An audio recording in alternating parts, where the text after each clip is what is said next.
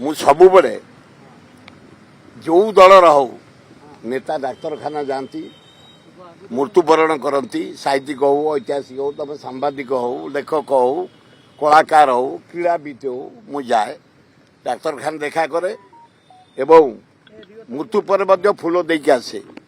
ଆଜି ନବୀନ ବାବୁଙ୍କ ସମ୍ପର୍କ ମୋର ବହୁତ ଦିନ, ପ୍ରେମ ବାବୁଙ୍କ ସମ୍ପର୍କ ବହୁତ ଦିନ। ତାଙ୍କ ଭଉଣୀ ବିବାହରେ ଏଇଠି ହେଇଥିଲା। ବିଜୁ ବାବୁ ମୋତେ ଗୁଡ଼ିଏ ଦାୟିତ୍ୱ ଦେଇଥିଲେ, ସେ କଥା ସେ ବି ପ୍ରେମ ବାବୁ ମନେ ପକେଇଲେ, ନବୀନ ବାବୁ ମନେ ପକେଇଲେ। ବଢ଼ିଆ ଲାଗିଲା ମୋତେ, ଗୋଟେ ଭାଇଚାରିଆ ସମ୍ପର୍କରେ କଥାବାର୍ତ୍ତା କଲେ ଏବଂ ମୁଁ ଡାକିଲି ଓ ଈଶ୍ୱର ଆପଣଙ୍କୁ ଭଲ କରିଦେଇଛନ୍ତି, ଭଲ ହେଇଯାଆନ୍ତୁ, ରାଜ୍ୟର ବିକାଶ ଗୁଡ଼ିଏ କରିଛନ୍ତି, ଲୋକଙ୍କର ଆଶୀର୍ବାଦ ଆପଣଙ୍କ ଉପରେ ଅଛି, ଆପଣ ସୁସ୍ଥ ହୁଅନ୍ତୁ, ସେଇଆ ମୁଁ ଭଗବାନ ପାଇଁ ପ୍ରାର୍ଥନା କରୁଛି। କଥା ହେଲେ ତା ଭିତରେ ବହୁତ ଅଛନ୍ତି।